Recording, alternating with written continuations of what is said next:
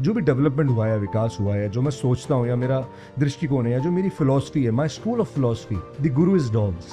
उस समय से डॉग्स हमारे कल्चर का हिस्सा है, जब से धरती की कुछ नस्लें तो पैदा भी नहीं हुई थी जो आज दुनिया को लीड कर रही हैं, गोरे स्पेशली। इंसान की बिजात नहीं कि इंसान डॉग को चूज कर सके, डॉग इंसान को चुनता है। जैसे अपने बच्चे को नहीं छोड़ सकते इन अपॉर्चुनिटी के लिए, इन बच्चों को कैसे छोड़ सकते हो जिनके जीवन का अस्तित्व ही आप हो, जो सिर्फ एग्जिस्ट ही आपके लिए करते हैं। वो सोच भी नहीं सकते कि आपके अलावा कोई एग्जिस्ट करता है क्या, उसका अस्तित्व, वो पैदा सिर्फ आपके लिए हुआ है, वो आपको चुनता है और वो मरेगा आपके लिए। मैं सोचता हूँ कि जितने असामर्थ्य वाले लोग हैं, जिनको बहुत ईश्वर ने नहीं दिया है, उनमें धर्म का भाव बहुत गुना ज़्यादा है उनसे जो बहुत समर्थवान लोग हैं। Panic is the mother of medical industry. ये जनरेशन जो है ना, पेरेंट्स ने कहीं ना कहीं अपनी मर्यादा जो है वो गंवा दी है। वो डेयरी है क्योंकि अडल्ट्रेटेड है सब कुछ, वो डेयरी नहीं बची ना। आपके टाइम में आज अंडे, चिकन और दूध जो आ रहा है सबसे ज्यादा अडल्ट्रेटेड है, इतना ज्यादा जो आप सोच नहीं सकते। फैक्ट्रियों में बनाया जा रहा है। कोई डॉग नहीं काटता, none of them bite, only humans bite, on the back, on the front. नमस्कार दोस्तों, इन्हीं लम्हों से गुजर के इस एपिसोड में आपका फिर से स्वागत है। आज जिस शख्सियत से मैं मिलवाने वाली हूँ, वो पहली बात तो सब्जेक्ट ही मेरे दिल के बहुत करीब है। इनका नाम है संकल्प शर्मा, और मुझे ऐसा लगता है कि क्यों ना मैं डायरेक्टली ज़्यादा बात किए बिना उनसे आपका तारुफ करवा लूँ, ताकि जो बातें मैं करूँ वो डायरेक्टली आप भी सुनते चलिए, क्योंकि आज का सब्जेक्ट है एनिमल्स पे, जो मेरे दिल के बहुत करीब हैं। मेरे बच्चे हैं, मैं अभी बोलते हुए भी 50 बार रो सकती हूँ। संकल्प शर्मा जी, जय सिया राम, नमस्ते। जय सिया राम, नमस्ते। बहुत सौभाग्य है आप जैसे आस्तिक लोग ऐसे अच्छे इनिशिएटिव्स ले रहे हैं, अच्छी अच्छी बातें कर रहे हैं, और फ्रंट में आके बहुत मुखर रूप से अपने विचार व्यक्त भी कर रहे हैं और पूछ भी रहे हैं कि आप क्या सोचते हैं। जी, क्योंकि ना जिस जगह पे हैं, जिस जो बिजनेस तो मैं नहीं कहूँगी, जिस दिल से आप ये काम कर रहे हैं, पैसा कमाना तो बहुत ज़रूरी होता ही है, इसमें कोई शक नहीं है, मगर ये काम बहुत टफ होता है। तो मैं सबसे पहले तो संकल्प जी आपसे ये पूछना चाहती हूँ, पहली बात तो ये कि आप और दीपेन जी जो आपके ब्रदर हैं, वो एनिमल से रिलेटेड ये काम कर रहे हैं। ओ माई डॉग है इनकी कंपनी का नाम, है ना, और आप एक एनजीओ से जुड़े हैं जिसको एनिमल पुलिस बोलते हैं। तो अब सबसे पहले तो मैं ये जानना चाहती हूँ संकल्प जी, आपकी पैदाइश कहाँ हुई और आप कैसे इस फील्ड में आए? I am a proud Jaipurite. Jaipur मेरी पैदाइश है और बहुत समय तक जयपुर में रहा। मेरी पढ़ाई जयपुर में हुई, मेरा 25-26 साल तक का जो जीवन है वो जयपुर में ही रहा। और मैं बहुत भाग्यशाली हूँ कि मैं जयपुर में रहा इतने लंबे समय, जहाँ इंसान ढल रहा होता है और कुछ बन रहा होता है। कि यार आपकी भाषा ना बॉम्बे वाली नहीं लगती है। 10 साल से ऊपर हो चुके हैं मुझे बॉम्बे में, लेकिन वो ये पकड़ लेते हैं, और कोई खास तौर पे राजस्थान से कोई इंसान है तो उसको एकदम से रिलेट कर लेता है। बोला यार आप तो शिखावाई खा रखते हो, ये बॉम्बे में कौन है, ये बड़ा फ्लैम्बॉयंट सा, ये बड़ा फैशनेबल सा दिखता है, लेकिन ये बड़ा कॉन्ट्रडिक्शन है। आपको शिखाधारी फ्लैम्बॉयंट बंदा है, कौन है ये? और भाषा भी थोड़ी सी मेरी जी। और आपको पहली बार में कोई देखे तो बोले मॉडलिंग करने आए थे क्या? हाँ। ये मैं पिछले 15 साल से देख रहा हूँ, सुन रहा हूँ।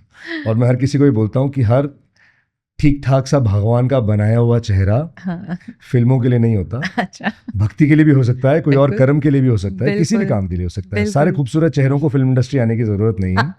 वो अपनी जगह पे बने रहें और अपने अच्छे काम करें। बिल्कुल। तो जब आप ये पूछते हैं कि कंपनी और डॉग्स की शुरुआत कैसे हुई, क्या हुई, ये हमारी जर्नी ना बड़ी पहले से है। मतलब it's not what you see here in Bombay as a company name oh my dog. It is much beyond and far from that. Okay. So it's basically inherited from my father. Okay. मेरे पिता से ये सब आता है, और professionally तो pharmacist हैं। Okay. उनका नाम क्या है? हुकुम शर्मा। जी। और हुकुम कम चलाते हैं।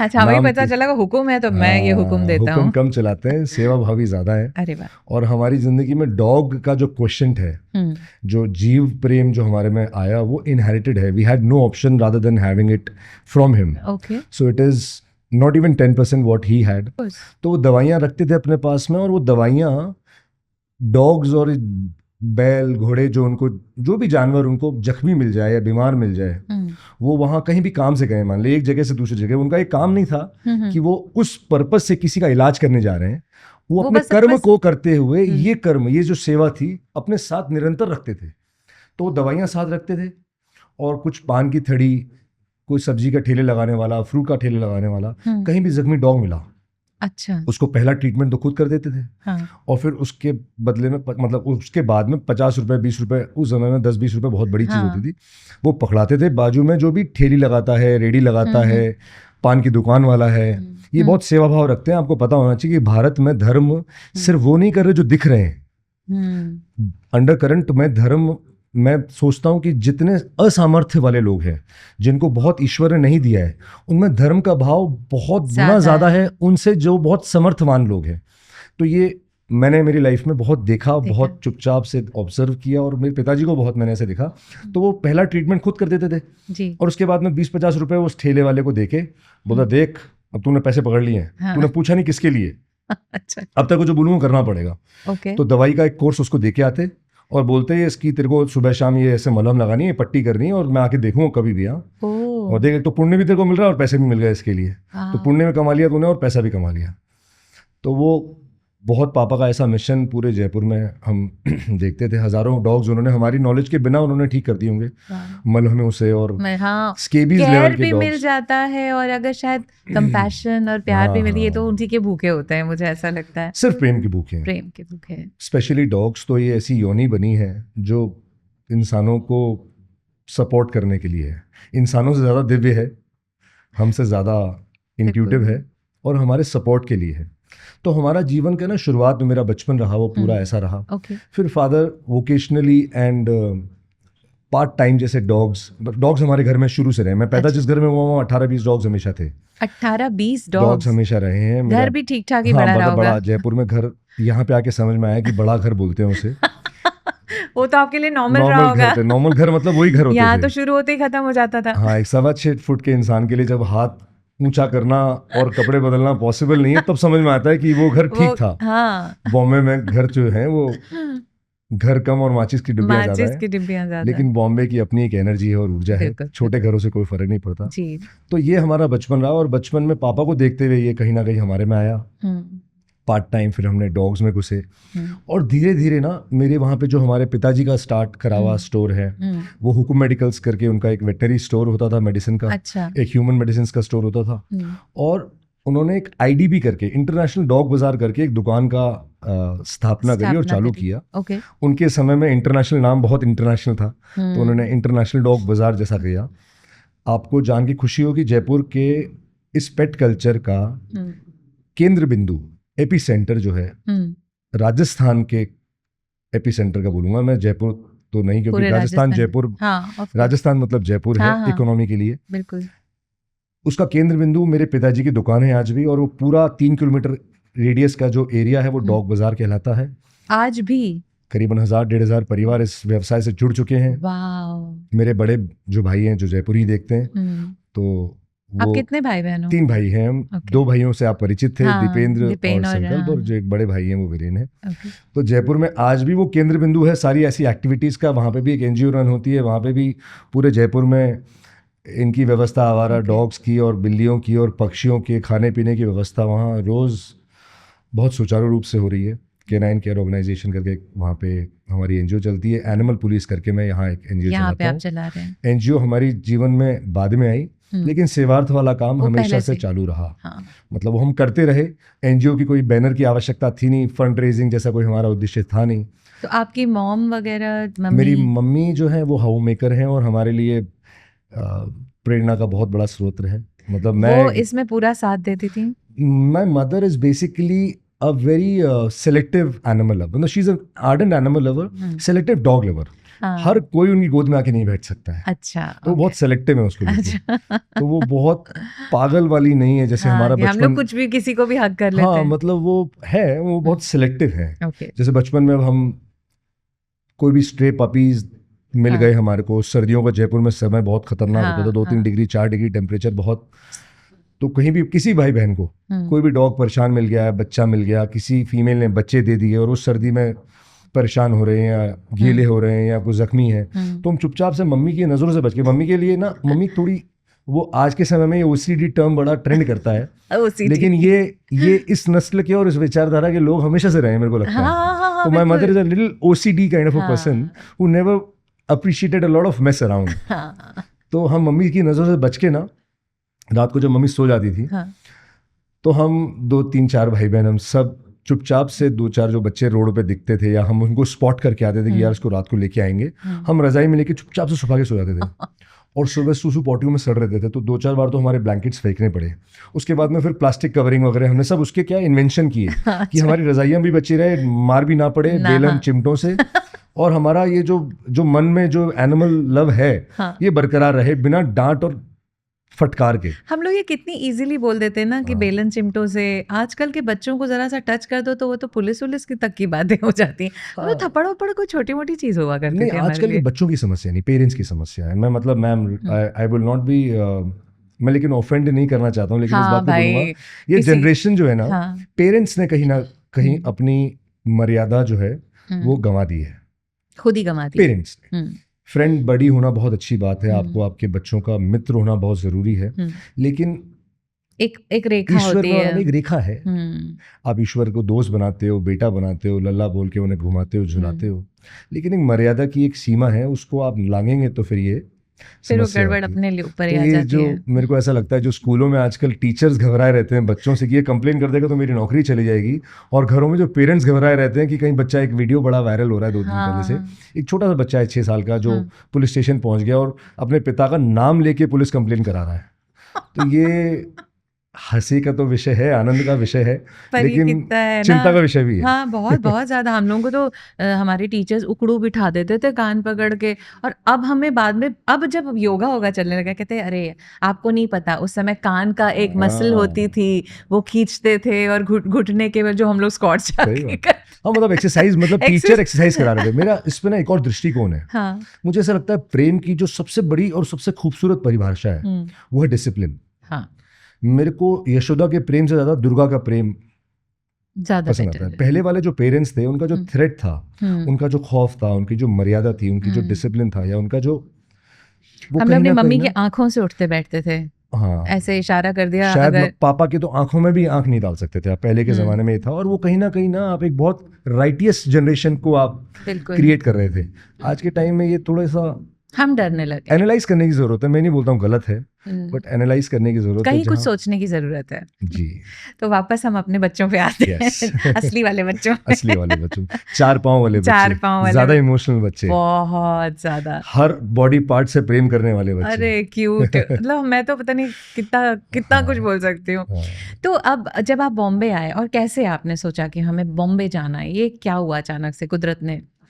देखिए, बॉम्बे आने के बहुत सारे कारण हैं। मेजर कारण तो बिजनेस है ही, लेकिन बॉम्बे मेरे लिए ना, मैं जब जयपुर में था तो जयपुर की जो स्पीड, क्योंकि मैं बहुत मुश्किल से मैंने अपने बोलने की स्पीड को कम किया है। अच्छा, और मेरे चलने की स्पीड को कम किया है। अच्छा, और फास्ट, मतलब मैं अभी भी फास्ट हूँ शायद। नहीं ठीक, आप बहुत अच्छा बोल रहे हैं। मेरी पहली बात तो इतनी अच्छी शुद्ध हिंदी में सुनना ही कानों को अमृत लगता है बॉम्बे में। पहले तो मुझे थोड़ा ऑड लगता था जयपुर में, बॉम्बे में, लेकिन अब मुझे ऐसा लगता है कि ये ठीक किया मैंने। बिल्कुल किया, सही किया। बॉम्बे की भाषा का अपना एक चार्म है, क्या कर रहा है, लेकिन ए के अलावा ना वो अलग चार्म है। You can enjoy that also, but this is another charm. अगर आप हिंदी तो थोड़ा प्रेम करते हैं आपकी मातृभाषा को, थोड़ा सा बहुत अच्छा लगता है, बहुत अच्छा लगता है। तो जयपुर से बॉम्बे का जो पलायन हुआ, वो अभी भी पलायन पूर्ण नहीं है। अच्छा, वो अधूरा है, क्योंकि मन तो वहीं फंसा है। पलायन काम के लिए हुआ, वहां पे जो गति थी काम करने की, आज भी लोग अपने हिसाब से, राजस्थान में कहा जाता है बहुत समृद्ध लोग हैं, समृद्ध संस्कृति है, व्यवसाय 1 नंबर करते हैं, लेकिन काम करने की जो शैली है, आजकल यंगस्टर्स ने बहुत टेक ओवर कर लिया है जयपुर को, तो स्पीड बढ़ गई है। लेकिन मुझे उस समय में लगता था कि यार वो जयपुर जो है, वहां पे मैं मेरी स्पीड के साथ चल नहीं पाऊंगा, बिल्कुल नहीं हो रहा है, मतलब हो ही नहीं रहा है, तो I will have to move out जी। फिर मैंने मीडिया में I started a production house called Sanatanaya pictures, जिसके बारे में आप नहीं जानते हैं। हाँ, मैं नहीं जानती इस बारे में। 3 रीजनल फिल्में बनाई है हमने। अच्छा। तो ये 10 साल पहले रजिस्टर हुआ एक प्रोडक्शन था, तो ये काम था। और मेजरली मेरा जो बिजनेस है, जिसके कारण से जयपुर से बॉम्बे हमारा पलायन हुआ। और काम कर्म वो कोई भी क्षेत्र में हो सकता है, और मैं डॉग्स को कर्म नहीं मानता, मैं डॉग्स को आपकी रिस्पॉन्सिबिलिटी मानता हूँ। डॉग्स या more of it animals, and थोड़ा सा और ऊपर से देखेंगे तो एनवायरमेंट, पर्यावरण, सब कुछ पर्यावरण में आता है। प्रकृति, सृष्टि जिसने आपको बनाया है, जिसके आप बाय प्रोडक्ट हैं, तो ये रिस्पॉन्सिबिलिटी हर इंसान की है। तो इससे जो कमा रहे हैं या इस क्षेत्र में अपनी सेवा दे रहे हैं और लाइवलीहुड भी इससे निकाल रहे हैं, ये बहुत बड़ी सेवा है। मतलब जो व्यावसायिक रूप से जुड़े हैं, बहुत कोरोना के पहले तो ये अच्छा काम था ही, भारत बहुत प्रोग्रेसिव इकोनॉमी है, उसके बाद और बहुत ज़्यादा एस्केलेट हो गया प्रोसेस, एक्सेलरेशन पे आ गया ये पूरा इंडस्ट्री। जैसे मैं शिफ्ट हुआ तो मेरे पहले बच्चे शिफ्ट हुए, मैं बॉम्बे नहीं आया था पहले। अच्छा। मैंने मेरे बच्चों को शिफ्ट किया। सेवा जो है ना आपके कर्म के साथ में हो सकती है, और वो जिंदगी में रची बसी होनी चाहिए। हाँ, वो आपकी लाइफस्टाइल का हिस्सा है। और आप संवेदनशील अगर हो आपके सराउंडिंग के बारे में, चाहे वो डॉग हो या कैट हो या वो पेड़ हो, मैं तो पेड़ों पे कील नहीं ठोकने देता हूँ, ना मैं ठोक सकता हूँ, ना मैं ठोकने, मतलब पोस्टर्स लगाने लगता है कि आपने किसी इंसान, खड़े इंसान पे ना कील मार दी है। हाँ। तो मेरे लिए ना वो लव, ये पूरा पर्यावरण के प्रति जो हुआ पूरा, लेकिन आया डॉग से। मेरी फिलॉसफी का, आप मेरे अंदर जो एक पर्सनैलिटी में जो भी डेवलपमेंट हुआ है, विकास हुआ है, जो मैं सोचता हूँ या मेरा दृष्टिकोण है या जो मेरी फिलॉसफी है, my school of philosophy, the Guru is dogs. मेरे लिए मेरे जो गुरु हैं वो डॉग्स हैं। मतलब हर कोई गुरु है, हर कोई सिखा रहा है, लेकिन जो मेजर स्कूल है, जिनके प्रिंसिपल से मैं लोगों से जुड़ता हूँ, देखता हूँ, दुनिया को समझता हूँ और बात करता हूँ, और मुझे लगता है बहुत सिंपल दृष्टिकोण है उनका। अगर उनके नज़रिए से ज़िंदगी को आप देख लो ना, तो एकदम स्ट्रेस मुक्त हो जाओ आप। आपको खाने की चिंता करने की ज़रूरत नहीं है, आपको पीने की चिंता करने की ज़रूरत नहीं है, आप अपने दायित्व अच्छे से करोगे, और एक रोटी के पीछे आप किसी के लिए ज़िंदगी भर अनकंडीशनली अपनी ज़िंदगी कुर्बान कर दोगे। मैं बस जो आपने बोला ना, उनका सबसे पहला जो खूबी कह लीजिए, उनके अंदर एक मोहब्बत की पराकाष्ठा अगर है ना, तो वो डॉग्स में होती है। 100% जीता जागता उदाहरण है, ईश्वर का एक छोटा रूप है। आपने एक बहुत बड़ी कथाएं सुनी होगी, जो अपने महाराष्ट्र में जिनको पूजा जाता है, 3 मुखी जो देव हैं हमारे, दत्तात्रेय, उन्होंने अपना डॉग, एक गुरु संत जो थे, वो खाना बना रहे थे, रोटी सेक रहे थे, तो उनकी एक डॉग, एक श्वान आता है, संस्कृत में डॉग को श्वान बोलते हैं, श्वान आता है, और वो डॉग, श्वान जो है वो रोटी उठा के ले जाता है चूल्हे के पास से। तो वो जो सिद्ध पुरुष थे या वो महात्मा थे, अगर ईश्वर ने उनको दर्शन दिया, मतलब सिद्ध पुरुष थे, तो वो रोटी उठा के ले जाता है, वो उनके पीछे पीछे दौड़ता है। और वो जब ये बोलते हैं कि भाई तू रोटी ले गया, समस्या नहीं है, मुझे घी तो लगाने देता, तो वो तब अपना दर्शन देते हैं, और वो दत्तात्रेय भगवान थे। तो श्वान के रूप में दत्तात्रेय भगवान ने अपना दर्शन दिया। तो जीवों में सब में वास करते हैं भगवान, लेकिन डॉग में थोड़ा ज्यादा प्रोमिनेंट है। कुछ तो है, मैं बायस्ड हूँ, कुछ उनकी आंखों में है। जब आप उनको देर तक देखते रहते हो ना, तो आप खोदते चले जाते हो कि इतना प्रेम कहाँ से समा लेते हैं वो अपने अंदर। 100% they are absolute। तो मैं लोखंडवाला के एक ऊपर वाली जो शॉप थी, वहाँ पहली बार आपके यहाँ आई थी, ओ माय डॉग के नाम से, वही पहली थी? जी हाँ, पहले आईडीबी का ही नाम मैंने कैरी फॉरवर्ड किया, तो पिता की पहचान आईडीबी, फिर आईडीबीज ओ माय डॉग करके चालू किया गया। आईडीबी लगा मुझे थोड़ा सा, हम नई जनरेशन, नई नस्ल है, उस समय में वो आईडीबी ट्रेंड करता होगा।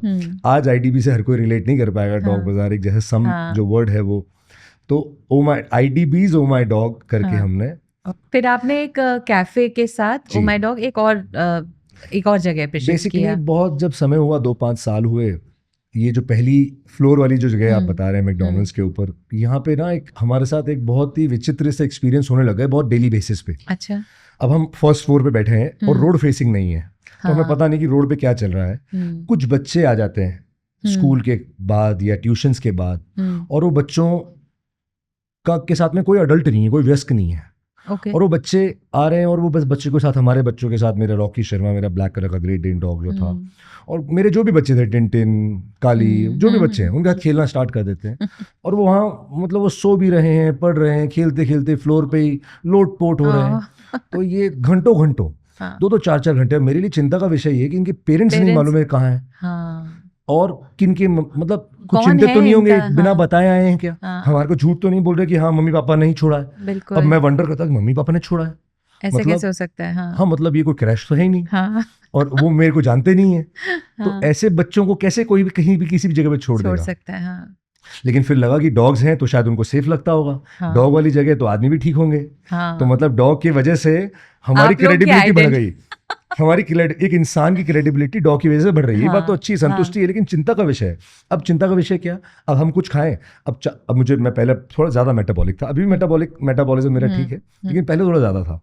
तो पहले हर थोड़ी देर में कुछ स्नैकिंग के लिए, कुछ पीने के लिए, खाना पीना मंगाते हैं। अब हम कुछ खा रहे हैं और इन बच्चों को ना पूछो, वो भी नहीं अच्छा और लगता। कोई एलर्जी तो नहीं है, और हाँ, पूछ लें तो इनके माँ बाप कहीं हमारे पे ना चढ़ जाए कि तुमने किससे ये पूछ क्या खिलाया। खिला दिया। हाँ तो फिर मैं क्वेश्चन तैयार करता कि भाई उनसे पूछूं कि भाई आपने किससे पूछ के इनके ऊपर छोड़ा था। सही बात है। तो अभी जो बच्चे बहुत समय हमारे यहाँ पे बिताने लगे हैं ना, तो मुझे ऐसा लगा कि एक वेंडिंग मशीन लगा देता हूँ, उसमें कुछ किड फ्रेंडली ड्रिंक्स डाल देता हूँ और हम कुछ खाएंगे, तो उनके पेरेंट्स को बोलेंगे कि भाई तुम अपने पेरेंट्स को लाके एक बार बात करा दो और खिलो, कोई प्रॉब्लम नहीं है। हाँ, तो 4-4, 6-6 घंटे वहाँ 5-5, 7-7 बच्चे मेरे यहाँ पे रहते ही थे बिना पैसा दिए, क्रैश हाउस मतलब मजे। क्रैश चल रहा था मेरे यहाँ पे। हाँ और ये हर हफ्ते नंबर्स बढ़ते गए, हर महीने नंबर्स बढ़ते गए, और नए लोग, और कुछ तो दूर दूर से आने लगे, गोरेगांव से आए, बोले गोरेगांव वेस्ट में रहता हूँ, my mother drop me and just went of. हाँ, ये क्या हो रहा है?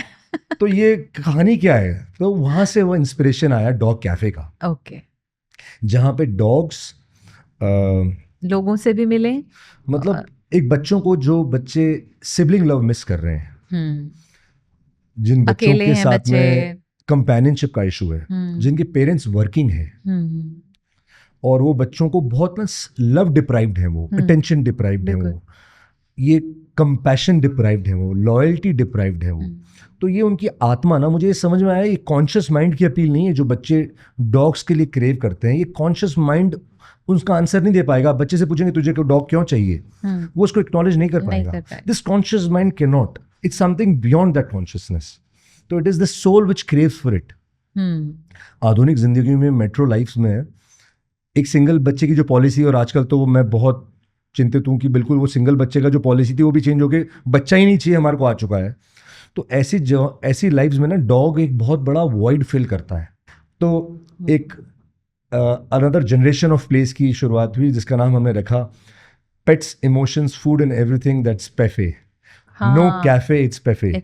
ओ my dogs Pefe, which means no cafe, it's Pefe. तो 3 साल मैंने इस कैंपेन को चलाया जहां we were saying no cafe, it's Pefe. So which is another generation of cafes which welcomes dogs, which doesn't let you leave your dog at home and celebrate your birthday in a hotel, in a restaurant without your dog.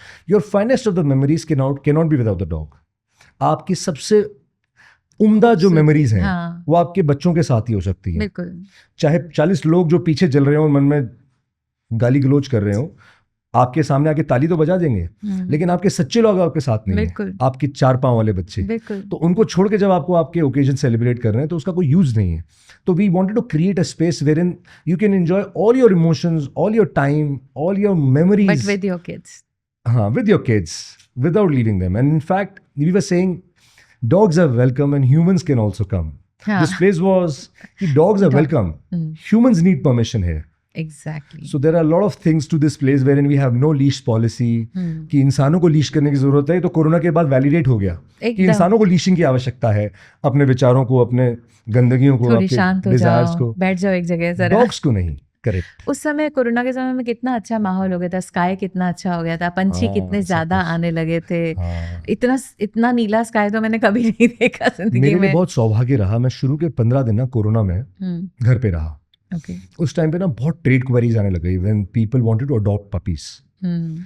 15 दिन के बाद मुझे समझ में आया कि मैं घर नहीं बैठ सकता हूँ इतना समय। अब जीवन में कभी नहीं बैठे, हमेशा से काम करते आए, हमेशा से एक्टिव रहे। मेरी 16-18 घंटे की एक दिनचर्या जो हमेशा रही है, उसको मैं एकदम से कैसे बंद कर दूँ। तो फिर वहाँ से ना हमारा वो मैंने शॉप खुली रखी थी, मेरे सारा स्टाफ मेरे पास था, तो जो भी बेचारे एनिमल फीडर्स थे जिनको फूड चाहिए था उनके लिए वो हमने वो आपातकाल सेवा में उनको खुला रखा था। लेकिन 15 दिन के बाद में ना I started my journey of traveling across the country, driving the car myself with my family, preparing food at home. So this journey started from 15-20 dogs feed every day we used to prepare. हम खाना बनाते थे घर पे। और ये journey पहुंच गई 450 डॉग्स पर डे हम सेल्फ फीड करते हुए। पर डे, रोज घर में खाना बन रहे थे। और आज भी ये जो नंबर्स हैं 4.5 से ऊपर हो गए। वो कोरोना के बाद जो नंबर्स चले थे, तो हम यहाँ पे जो भी आप मेरे यहाँ पे बिलिंग करते हैं, आप ओ माई डॉग में आके परचेजिंग करते हैं, इसका 5% मैं डायरेक्ट उनको देता हूँ। आपसे मैं फंड रेज नहीं करता हूँ। मेरे जो प्रॉफिट्स हैं उसमें 5% I contribute to that animal police which funds 450 dogs plus feeding, treatment, rescue, vaccination, complete sponsored from oh my dog. तो ये कोरोना की जर्नी है, तो भगवान ने बहुत अच्छा सौभाग्य दिया। थोड़ा बहुत इंसानों के लिए भी रखते थे। मैंने देख रहा था लोग बिना चप्पल जूतों के लोग अपना गांव के लिए सफर तय कर रहे हैं, धूप तपती गर्मी में अपने कैटल के साथ में मूव कर रहे थे। नासिक पे जाता था मैं। I travelled till Kerala, I travelled from Uttarakhand till Kerala in this lockdown period, almost 200-300 kilometers every day we were driving, self-driving, there were no drivers, तो me, my brother, my भांजा रोज सुबह खाना बनाते थे। हमारी घर की जो गृहिणियाँ हैं, जो लेडीज़ हैं, the female power were helping us out from the home, preparing food। फिर फूड का हम लोग स्टॉक पूरा रेडी करते, पार्ले जी बिस्किट्स रेडी करते, 50-100 दर्जन केले भरते, कुछ बनियाने, कुछ चप्पल अगर मिल जाती तो अरेंज करते, वरना फिर फ़ोन करवा के दुकान खुलवा के सामान लेते। और ये पूरा 80% डॉग्स के लिए, जानवरों के लिए सामान, और 20% इंसानों के लिए। कोरोना में दूसरा रूप भी देखने को मिला था, जो हम हमेशा न्यूज़ देखते थे कि उन्होंने 4-4 साल 5-5 साल वाले बच्चों को अबैंडन कर दिया था डर के मारे शुरुआत में। ये जो केसेस हैं आप जो बोल रहे हैं, ये बहुत कम हुए हैं। कहानियाँ और स्टोरीज बहुत रोटेट हुई, अच्छा ज़रूर हुई, लेकिन वो इतनी तादाद नहीं थी जितनी हमें लगी, जितनी गढ़ी गई। हाँ, गढ़ी गई। हमें भी शुरू में चिंता का बहुत विषय लगा, लेकिन ये जब उनके फैक्ट चेक हुआ, जैसे वायरल स्टोरीज पे आप, हाँ, क्योंकि हम लोगों ने भी फटाफट डालना शुरू कर दिया कि यार प्लीज मत करो, ऐसे मत करो, वैसे मत करो, बच्चे हैं आपके यार। बट वैसे नॉर्मल जिंदगी में, चलिए कोरोना को छोड़ दीजिए, नॉर्मल जिंदगी में भी जब मैं देखती हूँ, जब हम लोग पेजेस से जुड़े हुए हैं, बच्चों के साथ रहते हैं, तो उन पेजेस से जुड़े हुए हैं, उस पर्टिकुलर टाइम पे भी हम बहुत देखते हैं, उसमें एड्स आ रही हैं कि प्लीज़ हमारे बच्चे को अडॉप्ट कर लीजिए, हमारा ट्रांसफ़र हो गया है, हमें जाना है। आई अग्री कि प्रॉब्लम्स हैं। पहली बात तो भारत में शायद ट्रैवल को लेकर बहुत है, ये कूपा बुक करना है, वो कूपा बुक करना है, सब कुछ है, या तो फिर आपकी अपनी पर्सनल गाड़ी होनी चाहिए। बट ये अबैंडन करने के लिए आप क्या बोलना चाहेंगे? सच में कितने अपने बच्चे को, मतलब ये चीज़ मैं बहुत ज़्यादा बात करना चाहती हूँ। मैं डिनाई नहीं करूँगा आपके इस फैक्ट को कि आप जो फेस करते हैं या जो आप तजुर्बा कर रहे हैं, ये प्रॉब्लम है। और बॉम्बे जैसे प्रैक्टिकल सिटी में बहुत है। छोटे शहरों में ये कम पाया जाए, क्योंकि वहाँ ना लाइफ में इतने कंपल्जन्स नहीं है। आपके पास वो दो ऑप्शन नहीं कि आपको प्रोफेशनल चॉइस को चूज करना है, प्रोफेशनल रास्ता, या आपको आपके बच्चे के साथ कंटिन्यू करना है। प्लस ये भी हो जाता है कि किसी को एलर्जी हो गई है, मेरी वाइफ को एलर्जी हो गई है, आप ले आए हो, 3 साल बाद किसी को एलर्जी डेवलप हो गई है, एंड देन वो बच्चा नहीं रह जाता। हाँ, मतलब ये थोड़ा अनफॉर्चुनेट है जब मैं हर दिन ऐसे केसेस बॉम्बे में देखता हूँ जहाँ लोग ऐसे मीन एक्सक्यूज के साथ में, मैं बहुत डार्क मैं नहीं देखता हूँ, मैं वेरी ऑप्टिमिस्ट का है, लेकिन नकारात्मकता एग्जिस्ट करती है। और ये जो आप बोल रहे हैं, ये बहुत दुर्भाग्य की चीज़ है, और ये रोज़ होती है।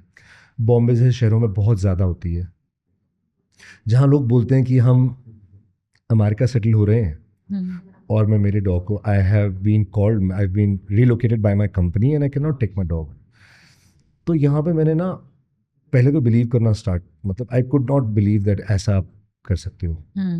मतलब आप कैसे, हमारे लिए तो एकदम ऐसा लगता है कि हमारे मतलब बच्चा रोंगटे खड़े हो जाते हैं सोच के कि भी आप आपके बच्चे से इस कारण से सेपरेट होना चाहते हो कि आपको बेटर अपॉर्चुनिटी मिल गई है ज़्यादा कमाने की, अपना देश छोड़ने की, ठीक है हमने माफ़ कर दिया, आपके बच्चे को छोड़ने की तो कोई एक ऐसी अपॉर्चुनिटी आएगी जहां अपनी माँ को छोड़ना चाहोगे और अपनी बीवी को छोड़, एक अपॉर्चुनिटी के लिए अगर आपके पास चॉइस होगी, आप अपॉर्चुनिटी को चुनेंगे और अपनी माँ या बीवी को चुनेंगे, तो आप किसको चुनेंगे? ऐसे केस में आप एक डॉग को कैसे छोड़ सकते हैं? If you can not leave your wife for an opportunity, if you can not leave your own kid, हाँ, maybe more responsibility of kid or own kid. Of course, it's a very right example what you said कि आप जैसे अपने बच्चे को नहीं छोड़ सकते हो इन अपॉर्चुनिटी के लिए, इन बच्चों को कैसे छोड़ सकते हो जिनके जीवन का अस्तित्व ही आप हो, जो सिर्फ एग्जिस्ट ही आपके लिए करते हैं, जिनको भगवान, माँ बाप, दोस्त के के हर रूप में आप हो, वो सोच भी नहीं सकते हैं कि आपके अलावा कोई एग्जिस्ट करता है क्या। उसका अस्तित्व, वो पैदा सिर्फ आपके लिए हुआ है, वो आपको चुनता है और वो मरेगा आपके लिए। एक डॉग, अगर आप समझते हैं कि एक डॉग का अस्तित्व जो है वो पैदा होना और उसका मरना उसी इंसान के लिए है जिसके लिए वो पैदा हुआ है, तो ये बहुत दुखद चीज है, थोड़ा हाँ। मन को भर देती है। I am so sorry for this. मैं नहीं, मुझे खुद, मैं जब भी मेरी डॉटर है या कोई भी, जब या रील्स में द मोमेंट मैं कोई क्रूएल्टी देखती हूँ तो मैं फटाक से उसको ऊपर कर देती हूँ, क्योंकि देखा नहीं जाता। हाँ, सोच नहीं सकते मैं, क्योंकि अगर मैं उसको क्लिक करूंगी तो शायद और वीडियोस वैसी आएंगी, एल्गोरिदम है ना आजकल। हाँ, सही बात है। लेकिन मेरे को ना एक चीज़ क्या लगती है ना, अपने आप को ये सोच के थोड़ी शांति देता हूँ मैं। हम बहुत काउंसलिंग करते हैं। आपने जो मिशन, आप बहुत साल पहले हमसे फिजिकली हमारी जगहों पे आते थे और देखा है आपने हमारी कार्यशैली। अगर आप अभी विजिट करेंगे आपकी डॉटर के साथ, जो कि बहुत अच्छी एनिमल लवर है, आपके साथ काम, आपसे ब्लड में आया है और तो, आपके साथ वो जुड़ चुकी है कुछ महीनों के लिए। तो I think वो साथ में थी। She is a great animal lover. तो आप कभी विजिट करेंगे तो आप समझ पाएंगे, हम दिन रात, ये दो भाई और हमारे पिताजी रोज मोर्चा संभाले रहते हैं। He is with me here, he attends work more than us. हम लोग शायद बीमार हो तो छुट्टी कर लेते हैं, वो नहीं करते। तो ये काउंसलिंग जो से हमने एक बहुत इंपॉर्टेंट एजेंडा बना लिया है, ये टॉकिंग टू दीज फैमिलीज। कहाँ से स्टार्ट होती है काउंसलिंग? आप बच्चा प्लान कर रहे हैं, पहले हमारे से आके बात करिए कि आप प्लान कर रहे हैं, ब्रीड कौन सी लेनी है, नहीं लेनी है, देसी बच्चा पालना है, क्या पालना है या नहीं पालना है, आप पाल सकते हैं या नहीं। ये हमने क्राइटेरिया एक बनाए हैं जहाँ पे हम आपको गाइड कर पाएंगे। It is more offensive when people से कि मैं आपको मैं वर्डिक्ट दे पाऊंगा कि हाँ पाल सकते नहीं। We are nobody to make choices in your life, but I can guide you that are you prepared for it और यू नॉट। तो ये जो पूरा साइकिल बिगड़ा हुआ है, जो लेने के बाद अपॉर्चुनिटीज के लिए बच्चों को छोड़ के अबैंडन करके लोग अपने जिंदगी में आगे बढ़ जाते हैं। लोग बीवियों को भी तो छोड़ते हैं ना अपॉर्चुनिटीज के लिए। हाँ, तो माँ बाप को भी तो छोड़ते हैं, माँ बाप को भी तो छोड़ते हैं मेलों में। और तो आपने बिल्कुल सटीक एग्जांपल दिया कि बच्चे को छोड़ पाओगे क्या? अब बच्चे 2 पाँव वाले बच्चों को नहीं छोड़ सकते तो 4 पाँव वाले बच्चों को कैसे छोड़ देते हो? जब तक वो आप उनको छोड़ने के लिए रेडी ना हो जाए, वो माँ बाप बच्चों को नहीं छोड़ते। और शायद ये लोग ये भूल जाते हैं कि सच में कर्मा एग्जिस्ट होता है। जी, मैंने यू टुक माय, मतलब I was about to come to this point and I really appreciate that you brought this. मैंने जब ये कहा कि मैं एक चीज़ को सोच के शांत हो जाता हूँ, वो यही बात है कि यार कर्मा ना, it will follow you and it will come back to you. ये मैंने देखा है। मैं कर्मा में बहुत विश्वास करता हूँ, मैं बहुत आस्तिक हूँ, मैं ईश्वर में बहुत विश्वास करता हूँ। और मैं मानता हूँ ईश्वर का बिल्कुल minutest nanomost form is your own deed, your own life. If you make right choices, if you don't hurt people, it will not come to you. If you do good, you will get good. Maybe not immediately. You need to have patience, it will come to you. तो कर्मा जो ना, आपने आज जिस बच्चे को अपने स्वार्थ के लिए छोड़ा है, कभी ना कभी ये छोड़ने का जो, बिछड़ने का जो दर्द है ना, ये आपके पास ज़रूर आएगा। ये कष्ट आपको ज़रूर पता चलेगा कि उस बच्चे, उस जीव के दिल में क्या कष्ट रहा होगा ना, ये आपको ज़रूर महसूस होगा किसी भी इंसान के रूप में, किसी उस इंसान के, किसी उस जीव के, किसी उस सेपरेशन के रूप में जो आपकी सबसे क्लोज हो। और तब आपको ये समझ आएगा कि सेपरेशन क्या होता है। कितनी स्टोरीज देखने को मिलती हैं कि वो किसी की डेथ हो गई है तो वो उनकी कब्र पे जाके बैठे हुए हैं उदास, जो जीवित छोड़ के जा रहा है, बाय बाय कह रहा है। आई एम सॉरी, मतलब लाइक बहुत अजीब लगता है सोच के। मैं सबसे रिक्वेस्ट करूंगी मैं सच में आंखों में आंखें डाल के आप लोगों से रिक्वेस्ट करूंगी मेरी, कि बहुत सोच समझ के ज़िंदगी में उस प्राणी को अपने जीवन में लाइए। बिल्कुल सोच के लाइए। एक आपकी लाइफस्टाइल को सोचने की ज़रूरत नहीं है आपको, यहाँ आपको दिल से प्रिपेयर्ड होने की ज़रूरत है। आपको एक डॉग को ना आपके घर में जगह नहीं चाहिए। जो भी पेरेंट्स, जो भी प्रोस्पेक्ट पेरेंट्स जो डॉग पेरेंट बनना चाहते हैं, जैसे आपने एक बहुत हार्दिक निवेदन किया अभी, मैं भी एक छोटा सा निवेदन करना चाहूँगा कि जो एक डॉग को लाने से पहले ना, या किसी भी एनिमल को लाने से पहले, हाँ मतलब एक जीव को घर में लाने से पहले, एक कमिटमेंट को घर पे लाने से पहले, जिसके लाइफ में आपके अलावा कोई और उसके बाद नहीं होगा ना। जिस मोमेंट पे आपने दिल से उसको एक बार बोल दिया, अरे मेरा बच्चा, वो बच्चा जीवन भर आपका हो गया बस। तो आप ना इस कमिटमेंट में जाने से पहले आपके दिल में पर्याप्त जगह है क्या? छोटे घरों में भी पल जाती बड़े बड़े शौक होते हैं। बिल्कुल। बच्चों को बड़े घर और बड़े काउचेस और बड़े बेडरूम्स नहीं चाहिए। उनको बहुत महंगा इम्पोर्टेड डॉग फूड नहीं चाहिए।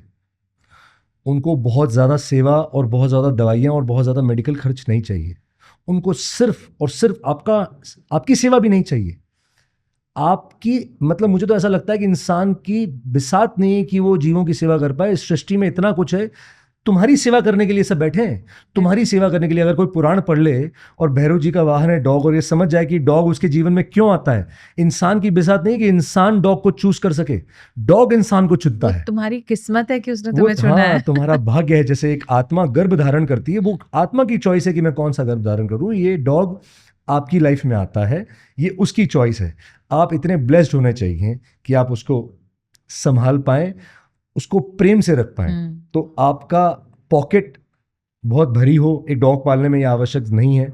बहुत बड़ा घर हो, ये भी आवश्यक नहीं है। आप दिल से प्रिपेयर्ड हो कि आप एक बच्चे के माँ बाप बनना चाहते हैं, और ये एक इंसान के बच्चे से, sorry to disappoint any human parents who feel betrayed, मैं ऐसा बात कर रहा हूँ, लेकिन इंसान के बच्चे भी कई मौकों पे आपको अपसेट कर देंगे, जबान दराजी कर देंगे, आपका पता नहीं कब क्या बोल दें। ये जीव, ये बच्चा जिसको आपने सिर्फ एक क्षण के लिए आपका मान लिया, ये जीवन भर उस क्षण के लिए अपनी जीवन समर्पित कर देगा। आपके पूंछ हिलाता, दुम हिलाता, आपके कदमों को चाटता हुआ, आपकी नकारात्मकता, आपके कष्टों को, आपके दुखों को, आपकी बातों को हर लेता है, आपकी बीमारियों को।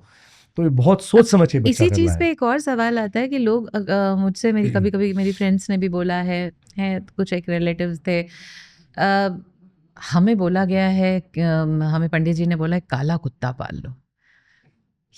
इस पे आप प्लीज बताइए, ये क्या तरीका है यार? तुम अपने कष्ट हरने के लिए किसी जीव को लाओगे कि ताकि तुम्हारी बीमारियां वो ले ले। मेरा बच्चा जब बीमार होता है ना, मैं 1000 बार उसके सामने हाथ जोड़ के बैठती हूँ। My daughter can give you this कि हाँ, मैं बैठती हूँ, भाई मेरे, मैं ठीक हूँ, मैं ठीक हो जाऊंगी, तू भाई कुछ मत लियो अपने ऊपर, क्योंकि तेरा दुख मेरे लिए बहुत परेशानी है। बिल्कुल, ये सच्चे एनिमल लवर, सच्चे पर्यावरण प्रेमी, जीव प्रेमी और सच्चे इंसान की पहचान है जो आप बता रहे हैं। लेकिन ये जो आप बोल रहे हैं ये होता है क्योंकि ज्योतिष शास्त्र में ना डॉग का बहुत महत्व है। इन्हें देवदूत कहा गया है हमारे लिए। Angels, they are living angels, बिल्कुल, not the angels which you think कि वो पीछे पंख वाले होते हैं और ऊपर वो उनके वो होता है, जो भी होता है वो चक्र, हाँ, जो भी इंग्लिश में बोला जाता है उसे मैं भूल जाता हूँ। लेकिन ये वो देव हैं आपके, वो एंजल्स हैं जो आपके साथ चल रहे हैं और आपसे इनफैक्ट आगे चल रहे हैं और आपकी तकलीफों को अपने पे ले लेते हैं। तो डॉग ना, काला डॉग का महत्व राहु और केतु और शनि के लिए कहा गया है साइंटिफिकली, और व्हाटएवर ज्योतिष शास्त्र के हिसाब से ना इसका महत्व बताया गया है। और ऐसे बहुत से लोग हैं, आई विल नॉट डिनाई, जो लोग सिर्फ पंडित जी के बताने पे एज प्रिस्क्रिप्शन दवाई के रूप में घर पे लाना चाहते हैं और उनको चेन में बांधे रखते हैं। हाँ, तो ऐसे लोगों, देखिए, जब मेरे को लगता है ऐसे इंसान जो ना ऐसे उपायों के लिए जब बच्चा घर पे लाते हैं, वो डॉग लवर नहीं है, वो एनिमल लवर नहीं है, वो जीव प्रेमी नहीं है। कोई भी जीव हो सकता है, और वो सिर्फ उपाय बतौर घर पे लाया है। जितने हाफ हार्टेडली आप ये उपाय करोगे, उतने हाफ हार्टेडली पूरे भी होंगे तो वो उतना ही हाफ हार्टेडली पूरा होगा। और मेरे ख्याल में जब तक ये डेस्टिनी ने नहीं सोचा है, वो डॉग आपके पास आएगा नहीं, क्योंकि डॉग चुनता है ये तो आपके अंदर पहले वो जीव प्रेम पैदा करेगा तो आएगा, नहीं तो नहीं आएगा। अगर वो आप में जगह बनेगी थोड़ी बहुत, अगर आप सच में बादलों से घिरे नहीं हो और आप सच में प्यार कर सकते हो, आपके दिल में थोड़ी जगह उसके लिए बनाओगे या वो बनाएगा, तो मेरे को लगता है कि ये होगा। अदरवाइज मुझे नहीं लगता कि वो डॉग आपकी लाइफ में आता है। लेकिन मैं ऐसे लोगों से जो सिर्फ अपने मतलबों और अपने मकसदों के लिए किसी को भी जोड़ लेते हैं, किसी भी जीव को, इंसान तो इंसान के साथ बुरा कर ही रहा है। हम लोग बोलते हैं ना कि जब मेरे डॉग कैफे में कुछ बच्चे आते हैं तो मैं एक डायलॉग देता हूँ उनको, कोई डॉग नहीं काटता, none of them bite, only humans bite, on the back, on the front. हम बाइट करते हैं, आपको इनसे घबराने की जरूरत नहीं है। सिर्फ हम बाइट करते हैं, हम ही काट रहे हैं, सामने भी और पीछे भी। तो हमसे बुरा, अविश्वसनीय जीव कोई नहीं है इस धरती पे, हमसे ज्यादा तबाही मचाने वाला कोई नहीं है इस पर्यावरण को। तो मैं जरूर बोलूंगा कि सिर्फ अपने स्वार्थों के लिए किसी भी लाइफ को, किसी कमिटमेंट को ना जोड़ें। और वो मकसद पूरा हो गया तो फिर उसका क्या करेंगे आप? आपको लगता है कि अगर कुछ हो गया, अगर आपको लगता है कि आपके जीवन में बहुत प्रॉस्परस चेंज आया, तो उसको सोने की चेन बना देंगे। अगर आपको लगता है कि नहीं हुआ क्योंकि आप हाफ हार्टेड थे और वो बदकिस्मती से, उसकी बदकिस्मती से आपके जीवन में आ गया, तो क्या उसकी केयर नहीं करेंगे? अगर आपको ये सब ज्योतिष के हिसाब से आपको कुछ परिवर्तन नजर नहीं आया तो क्या करेंगे? आप जहां यश ढूंढ रहे थे वहां अपयश के पात्र बन जाएंगे।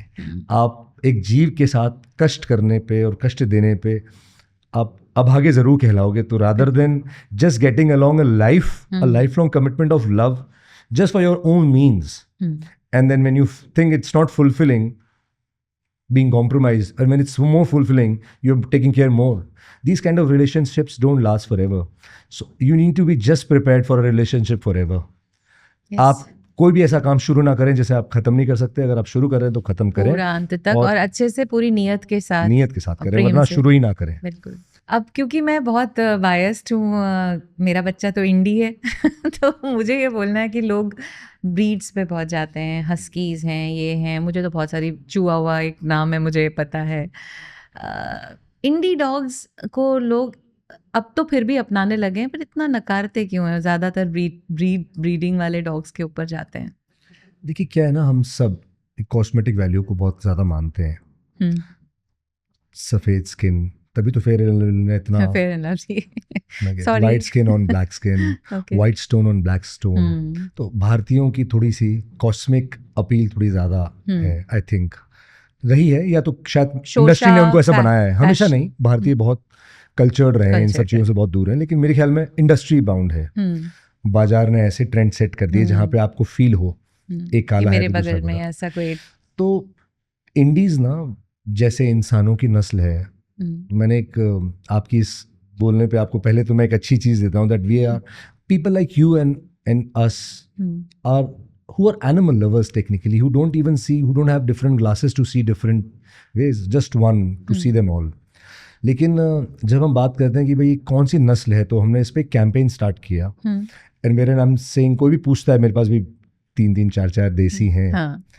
एक अभी वाली जो आई है उसका नाम छिछोरी है, उसकी हरकतों की वजह से छिछोरी, और मेरे बच्चे का नाम है चुलबुल। अरे वाह, बताइए आप। पर पांडे नहीं है। हाँ, नहीं पांडे नहीं है टीकू है। टीकू है। नाइस। तो बेसिकली ये अब कोई पूछता है कौन सी नस्ल है, तो बड़ा प्राउड से मैं बोलता हूँ मेरी नस्ल का है। मेरा बेटा है, मेरी नस्ल का है। मैं भी हिंदुस्तानी, ये भी हिंदुस्तानी। तो पहले तो आप खुद इस बात को लेके आप समझें कि कोई फर्क नहीं है। हम उस समय से डॉग्स हमारे कल्चर का हिस्सा है, जब से शायद धरती की कुछ नस्लें तो पैदा भी नहीं हुई थी जो आज दुनिया को लीड कर रही हैं, गोरे स्पेशली।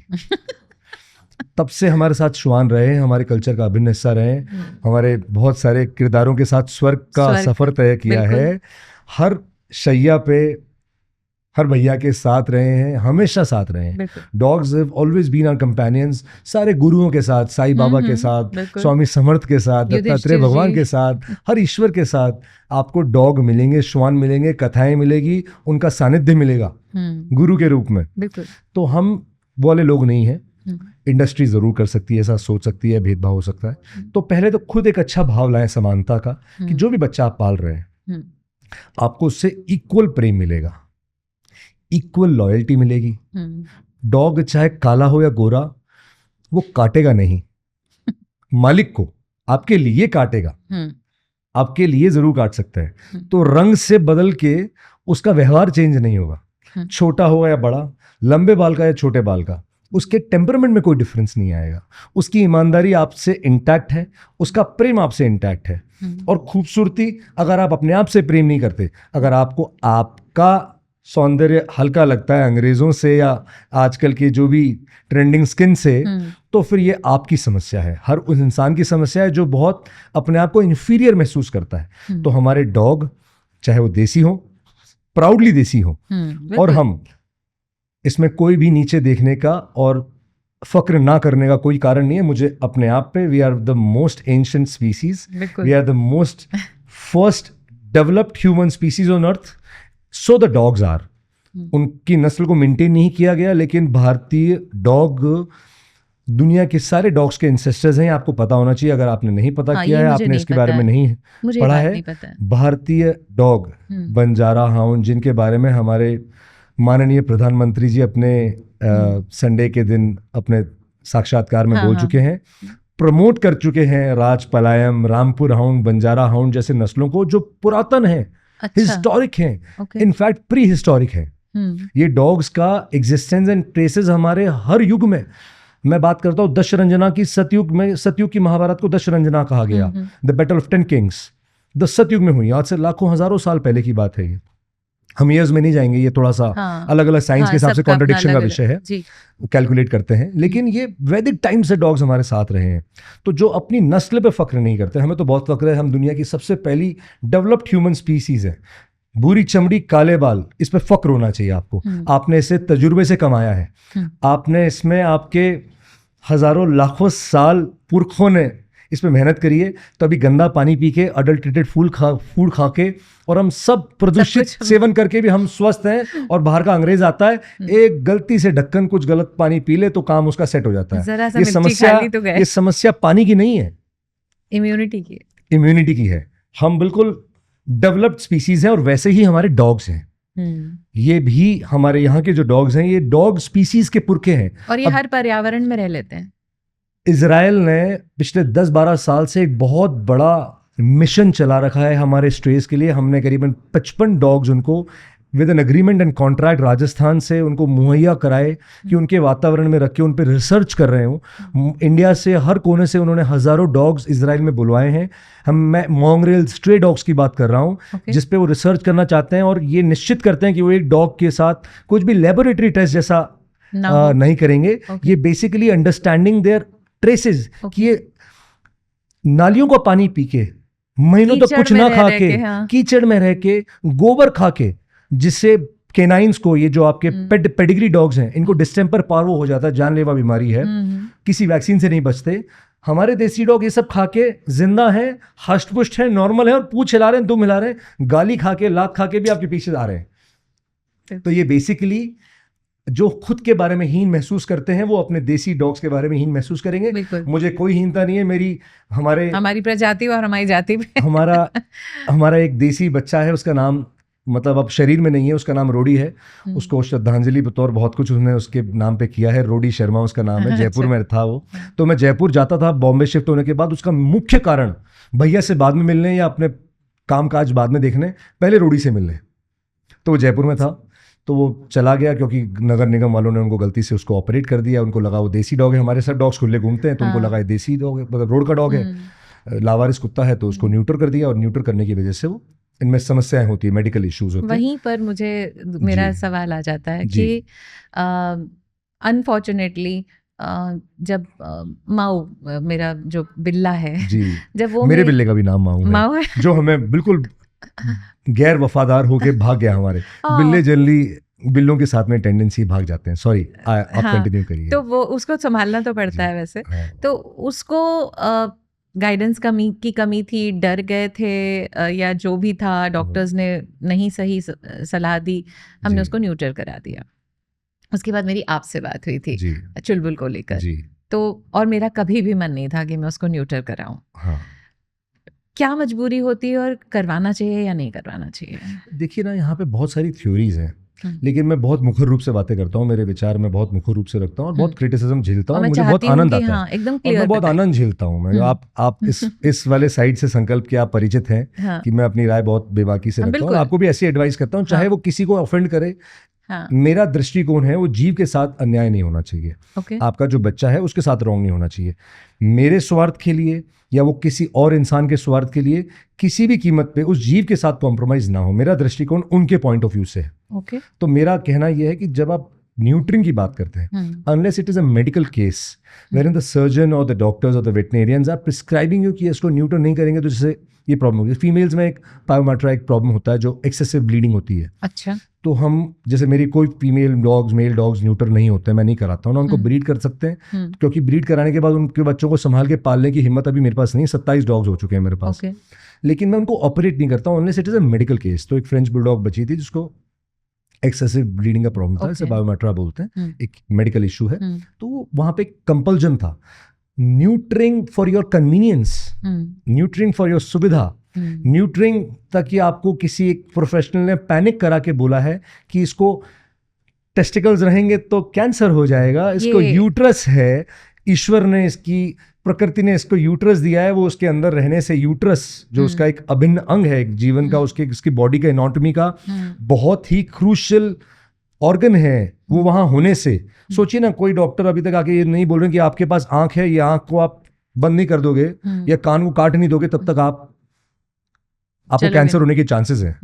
अब सोचिए ना, मतलब ये तो वैसी बात हो गई। तो आजकल बड़ा प्रोपेगेंडा चलता है, प्रोस्टेट के बारे में ज्यादा डराते हैं कि थोड़ा डेवलप हो रहा है तो आप न्यूटर करा दीजिए इसको। मेरा देखिए, unless it is a severe medical case, neutering in medical terms, if you sit with a doctor friend of yours, they will make you understand this. It's called slow killing. न्यूट्रिंग पूरा America इस industry पे feed करता है क्योंकि वहाँ जितनी बड़ी normal product की इंडस्ट्री है उससे 5 गुना बड़ी पोस्ट न्यूट्रिंग केयर की इंडस्ट्री है। मेडिसिन, फूड, सब कुछ डिफरेंट हो जाता है, नॉर्मल से 5 गुना महंगा हो जाता है, उसकी जगह लिमिटेड हो जाती है, बस वहीं अवेलेबल होते हैं जनरली क्लिनिक्स में या मेडिकल स्टोर्स में।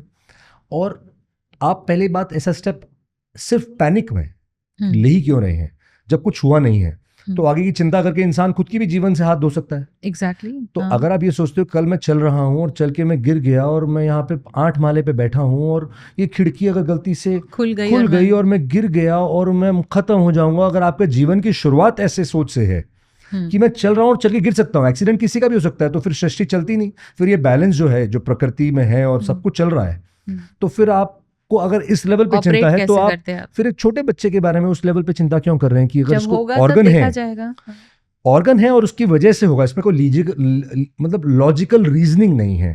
आई don't go blindly to that theory unless it's a medical reason कि उसमें कुछ ऐसी डिफॉर्मिटीज या कोई समस्या या माल फंक्शनिंग हो रही है, कुछ उसके स्टैट्स रिपोर्ट्स में आ रहा है कि उसको होने की बहुत आवश्यकता है, तब प्रायर प्रिवेंशन को सोच के पैनिक करके, panic is the mother of medical industry.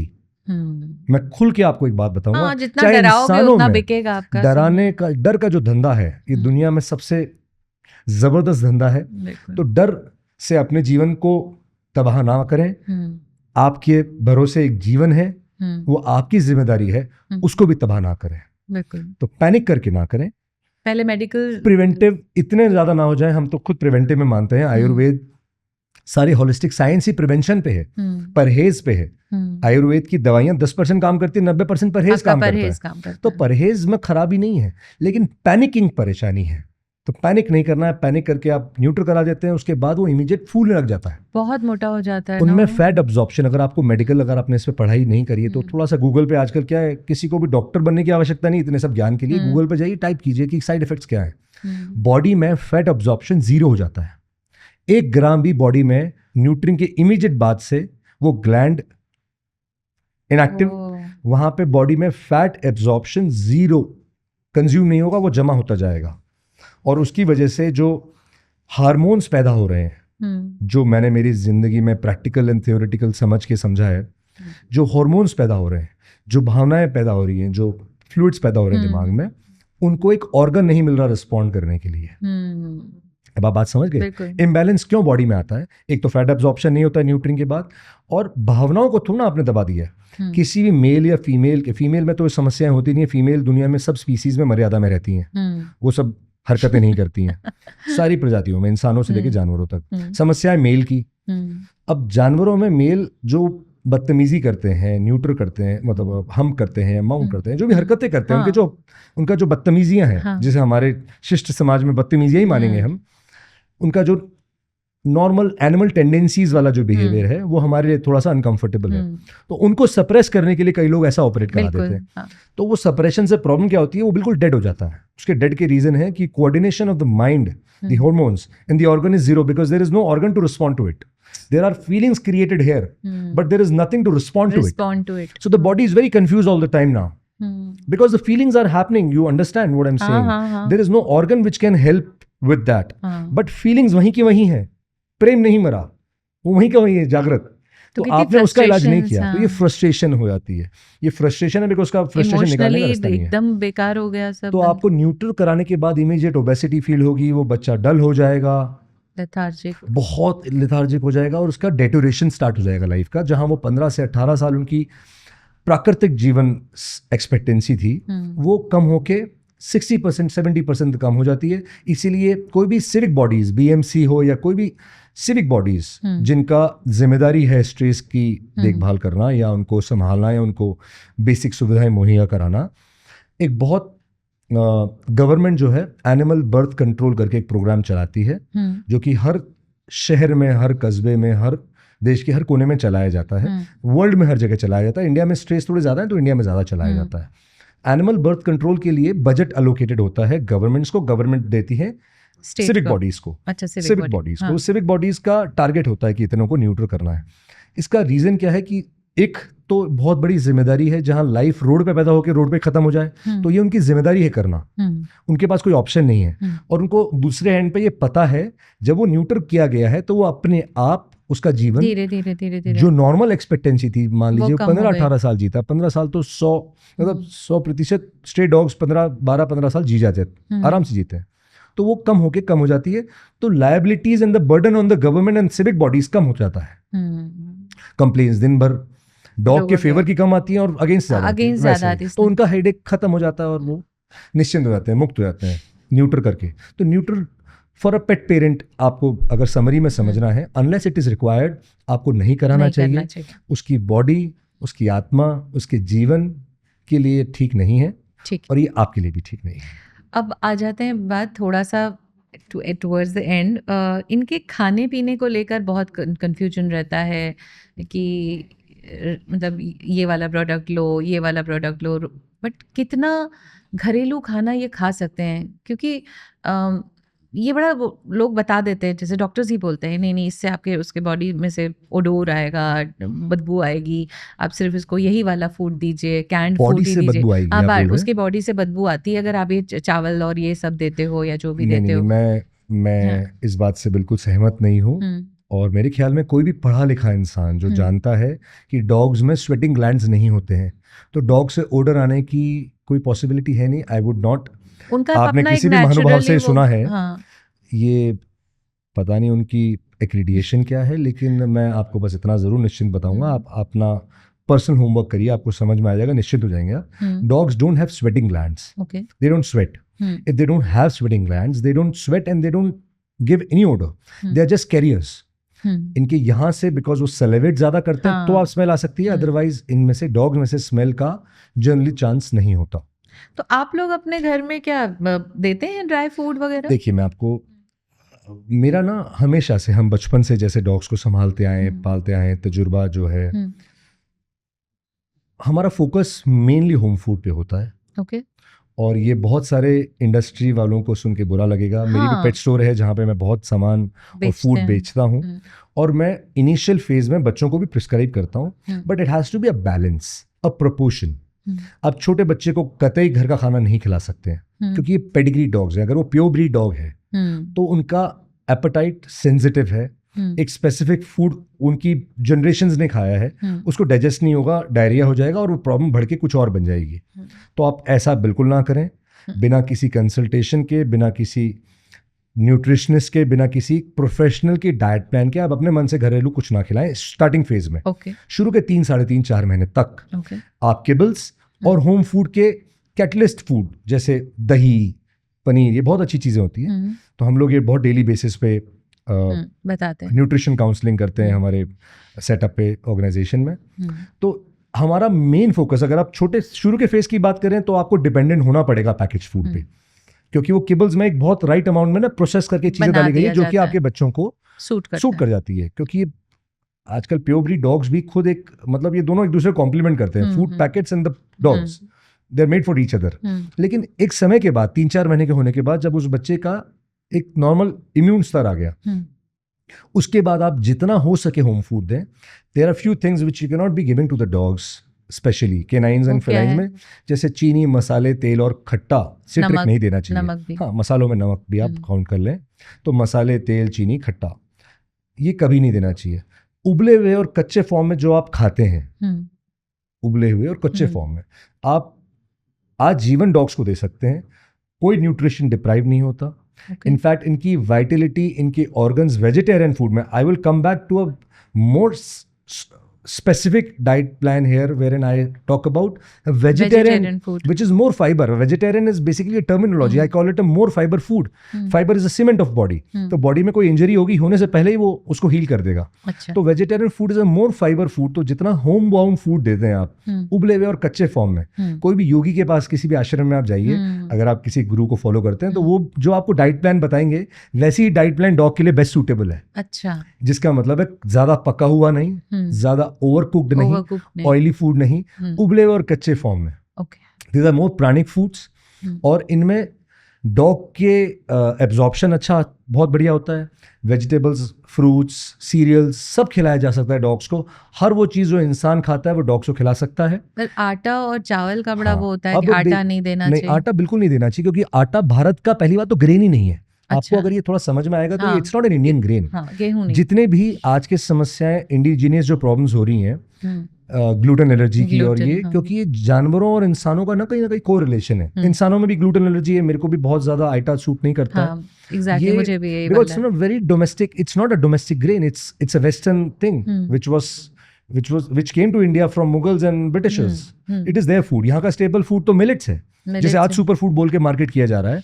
तो हम डॉग्स को बहुत ज्यादा हम ग्रेन, मैं अगर पैकेज फूड भी आपको सजेस्ट करूंगा तो ग्रेन फ्री फूड सजेस्ट करूंगा. हाँ. और घर का जब घरेलू खाना खिलाते हैं आप जितना हो सके. तो मिलेट्स में क्या सब कुछ जो आप खाते हैं. बाजरा. अब हम बेसिक लॉजिक से काम करेंगे. हाँ. आप बाजरा गर्मियों में खा सकते हैं नहीं, तो आप सर्दियों में खाएंगे. हाँ. आप गर्मियों में खाएंगे मिलेट्स में जवार खाएंगे. हाँ. नाचनी खाएंगे. नाचनी. हाँ. बहुत अच्छा है डॉग्स के लिए. अच्छा, वो भी बहुत अच्छा है. मक्का बहुत अच्छा है. सारे मिलेट्स डॉग को दिए जा सकते हैं. रोटी फॉर्म में दे दे, चाहे पुडिंग. रोटी फॉर्म में पचना मुश्किल होता है तो दलिए फॉर्म में दे, अदरवाइज रोटी भी दीजिए. अब लोगों को लगता है कि सैचुरेटेड फैट्स नहीं देने चाहिए. आप अपने डॉग को ऑन डेली बेसिस 1 चम्मच व्हाइट बटर, आधा चम्मच घी इन अ मील दे सकते हैं. It's an excellent thing for the dogs also. Even coconut oil बोलते हैं. बहुत बढ़िया. मेरे प्रिस्क्रिप्शंस का डेली प्रिस्क्रिप्शन कंपलसरी पार्ट है कोकोनट ऑयल. Edible coconut. हाँ, बहुत अच्छा. तो ये सब चीजें जो आप घर में खाते हैं, आप थोड़े से कॉन्शियस जागृत अगर इंसान हैं, जो आप अपने खाने के लिए जागृत हैं, आप अपने ही वही की वही चीज अपने डॉग्स के लिए करिए. पीनट्स बहुत अच्छे होते हैं डॉग्स के लिए. वो तो डर लगता है कि पीनट्स कैसे दें कि लोगों को एलर्जिक हो जाता है. दूसरा ये जो एलर्जिक डॉग्स होते हैं, इनको हाइपो एलर्जेनिक डॉग, अरे बहुत एक्सपेंसिव भी होता है. उस एलर्जी के लिए कैसे किया जा सकता है? एलर्जी जब हो चुकी है तो उसका कंट्रोल ही निजात है. आप वो ना खाएं और ना खिलाएं जो जिससे एलर्जी, जिससे ट्रिगर हो रहा है. किसी न किसी ऐसे एलिमेंट से जो बॉडी में कंटिन्यू जा रहा था वो इरिटेट करके एक रेजिस्टेंस पैदा कर देता है. तो वो अब एक सर्टेन लेवल तक बॉडी फाइट करती है उससे. उसके बाद जब वो फाइटिंग खत्म हो जाती है तो वो एलिमेंट, वो जो भी तत्व है जिससे उसको ट्रिगर हो रहा है वो जीत जाता है. तो जब भी आप ऐसी चीजें कांटेक्ट में आएंगे वो ट्रिगर्स आएंगे. तो बेटर है एलर्जिक फूड्स जिनसे एलर्जी है उनको अवॉइड करें. आपके पास कोई ऑल्टरनेट नहीं है. पैकेज फूड में बेसिकली अब यहाँ पैकेज फूड का बहुत बड़ा रेलेवेंस है. बहुत सारी चीजों को रूल आउट करते हुए हाइपो एलर्जेनिक जो फूड आते हैं, it's a prescribed food. It's very good. It's a controlled diet along with the other things what you give from home. तो एक पोर्शन उसका रखें, एक पोर्शन कंप्लीट घर के खाने का रखें. कंप्लीटली वो खत्म ना कर. वो भी ट्राई करवाना पड़ेगा ना मिलेट की, उसको सूट कर रहा है नहीं कर रहा है. मिलेट से एलर्जीज नहीं होती हैं. जो एलर्जीज आप गेहूं से महसूस करेंगे वो चावल से नहीं होती. या पनीर से महसूस करेंगे अगर वो डेयरी है, क्योंकि अडल्ट्रेटेड है सब कुछ. वो डेयरी नहीं बची ना. आपके टाइम में आज अंडे, चिकन और दूध जो आ रहा है सबसे ज्यादा अडल्ट्रेटेड है. इतना ज्यादा जो आप सोच नहीं सकते. फैक्ट्रियों में बनाया जा रहा है, इसीलिए एलर्जी है. इसीलिए डॉग्स में डेयरी जो है वो एक्टिव लैक्टोज सूट नहीं करता है. डॉग्स को दूध का सारा बाय प्रोडक्ट आप दे सकते हैं. दही दे सकते हैं, पनीर दे सकते हैं, छाछ दे सकते हैं, व्हाइट बटर दे सकते हैं. ये सब दिया जा सकता है. इन डेली डाइट आप एमलगेट करिए, उसका बहुत बढ़िया रिजल्ट्स आते हैं. बहुत अच्छे प्रोबायोटिक हैं. अगर वो दही अच्छी क्वालिटी का है, अच्छे ट्रस्टवर्दी सोर्स से आ रहा है तो आप दे सकते हैं. बहुत अच्छी चीज़ है. वेजिटेबल्स, फ्रूट्स, सीरियल्स, दही, पनीर को अवॉइड करें. दही, छाछ, ये सब चीज़ें it can be a part of your daily meal to the dog. बहुत सारी बातें आपसे कर ली. बहुत मज़ा आया संकल्प जी. बहुत अच्छा लगा. आज आपने बहुत सारी चीज़ों पे मेरी भी आंखें खोली. मैंने भी बहाने से बहुत सारी चीज़ें आपसे पूछ ली. फाइनल वर्ड्स में मैं ये बोलूँगी कि आप पेट लवर्स और जो सही मायने में गली मोहल्ले में लात मारते हुए जाते हैं, इन दोनों के लिए फाइनल वर्ड्स क्या कहना चाहेंगे हमारे दर्शकों को? देखिए, ये तो क्रिमिनल इंस्टिंक्ट्स है जो बचपन से अगर नहीं दबाए गए, जो लोग जानवरों को इस तरीके से इल ट्रीट करते हैं, इसकी टेंडेंसीज बचपन से शुरुआत होती है। कंप्लीट दोष उनके माँ बाप पे, उनकी संस्कृति पे, उनके एटमॉस्फेयर पे है। ये किसी भी कीमत पे इनको आप जस्टिफाई नहीं कर सकते हो। ये दोषी लोग हैं, ये क्रिमिनल इंस्टिंक्ट्स हैं। ये बाद में इंसानों को भी ऐसे ही मारेंगे, एक दिन तुम्हारे को भी ऐसे ही मारेंगे। तो बेटर है किसी भी जीव को आपके एक्वेंटेंस में लातों से ट्रीट और लातों से ग्रीट नहीं किया जा सकता। इंसान के जैसे बात करे तो ही इंसान लगेगा, वरना तो वो जानवर से बदतर है। मैं तो जानवर बोलना ही नहीं चाहती, क्योंकि जानवर बहुत अच्छे होते हैं। जानवर से बदतर पहले लोग बोलते थे ना, जानवर हो तुम, जानवर। अरे भाई, जानवर नहीं हो तुम, सही तुम एक्चुअली तो इंसान कॉम्प्लीमेंट हो। है। कुत्ता कोई बोलता है, बोले थैंक यू। अरे इट्स वेरी गुड। तो कोई नाम सेव कर रहा होता है, मैं बोलता हूँ संकल्प डॉग। तो कोई समस्या होगी तो वो कैसे संकल्प, मेरे बोले लिस्ट में 3 नाम और है संकल्प, मैंने बोला डॉग आगे लिख दे। तो मेरा सरनेम डॉग लगाने में मुझे कोई शर्म नहीं है, इट्स अ कॉम्प्लीमेंट। और इस बात को बिकॉज आपने ऐसा प्रश्न किया है, ये जो टेंडेंसी जो डॉग पीछे भागते हुए नजर आते हैं गाड़ियों के, ये लोगों से इनको कोई समस्या नहीं है, क्योंकि आपने मारपीट की और इल ट्रीटमेंट की बात कही समाज में बहुत होता है। और सबसे ज्यादा ये होता है 10%, 5% एनिमल लवर्स मिलेंगे, 95% आपको शोषण करने वाले मिलेंगे। ये अगर डॉग बाइट केसेस आ रहे हैं तो ये आप ही की वजह से हुआ है। आपके सराउंडिंग में किसी ने उनके साथ इल ट्रीटमेंट किया है, महीनों सालों तक, जीवन तक उन्होंने लातें खाई हैं, डंडे खाए हैं, पत्थर खाए हैं। और शायद वो खुद डॉग ने उठ के आप बाइट नहीं किया, उसकी बच्चे ने बाइट किया, या उसके भाई ने बाइट किया, या उस कम्युनिटी के किसी बंदे ने जिसने इसको विटनेस किया। इस क्राइम को जो होता जा रहा था, आवाज एकदम से नहीं उठती है, सालों साल जिसके साथ शोषण हुआ, तो वो ये आप ही का ट्रीटमेंट है जो आपने उनको दिया था, और ये वापस पलट के आपके पास आया है। आर्टिकल्स छापते हैं कि इतने डॉग बाइट केसेस हुए, ये कहीं ना कहीं रिएक्शन है उन सालों के हैरेसमेंट का और एम्बैरेसमेंट का, कि आपने जो समाज के लिए किया है, उनको लाते मार के, डंडे मार के, पत्थर फेंक के, मजाक का विषय बना के, पूंछ पे डोरे बांध के, खींच के, बच्चों को उठा के फेंक के, ये जो आपके जो अंदर दबे हुए शैतान। डॉग्स के साथ क्या वो जो केस हुआ था एलिफेंट के, उसमें नारियल डाल के बम फोड़ देते, तो जो डॉग को नहीं सोच जाती है कि कैसे टॉर्चर कल को इंसान के साथ भी ऐसा करेंगे। नहीं, वो करते ही होंगे। उन्होंने अपने घर में क्या देखा है, क्या उन्होंने देखा, किस तरीके से। कहीं ना कहीं इंसान की सोसाइटी को चेक करने की बहुत आवश्यकता है ऐसे ट्रीटमेंट में। तो मेरे को मैं सोचता हूँ कि बचपन से ही ओरिएंटेशन सही होना चाहिए। माँ बाप का बहुत क्रूशियल रोल है। तो वो संवेदनशील बनाए अपने एनवायरनमेंट के बारे में, कि तुम अकेले मालिक नहीं हो इस जमीन के। तुमने जब घर खरीदा, उससे बहुत पहले से यहाँ के इनहैबिटेंट्स थे, पेड़ थे, जानवर थे, कुत्ते बिल्ली थे, उनकी कदर करो, उनको हाथ जोड़ो तो तुम्हारे को प्रेम से रहने देंगे, प्रणाम करो उनको, और बड़े प्यार से रखो, तो इकोसिस्टम मेंटेन रहेगा। कोई बोरीवली नेशनल पार्क से कोई लेपर्ड नहीं आएगा, बिल्डिंग से किसी इंसान को घसीट के नहीं ले जाएगा। हाथ जोड़ना स्टार्ट कर दो और मानो कि आपका कोएग्जिस्टेंस तभी है जब ये लोग हैं। बस मेरा तो इतना ही कहना है, बाकी मेरे को ऐसा लगता है कि ये प्रॉब्लम सॉल्व हो जाएगी और कुछ नहीं। थैंक यू सो मच संकल्प जी। आप लोगों को भी कभी कुछ ऐसी ज़रूरत पड़े, या काउंसलिंग की ज़रूरत पड़े, या अच्छी राय की ज़रूरत पड़े, तो आप प्लीज़ ओ माई डॉग में जाइए। अब कहाँ पे है ये? ओ माई डॉग आप गूगल करेंगे तो मिलेगा। तो लोग बोलते हैं oh my God, oh my God, oh my God, what is this? मैंने बोला oh my dog is the latest in. It should be oh my dog then the God now. God has sent dog to take care of things now. तो thank you, बहुत बड़ा thank you दोस्तों हमारे साथ जुड़ने के लिए। और बहुत मज़ा आया। आप लोग देखते रहिए हमारे पॉडकास्ट को, हमें ब्लेसिंग्स देते रहिए। सब्सक्राइब कीजिए, शेयर कीजिए, लाइक कीजिए। हम आपके साथ जुड़े रहेंगे, ऐसी ही और शख्सियत से आपको मिलवाते रहेंगे। नमस्कार, मिलते हैं फिर इन्हीं लम्हों से गुजर के अगले एपिसोड में। इन्हीं लम्हों से गुजर के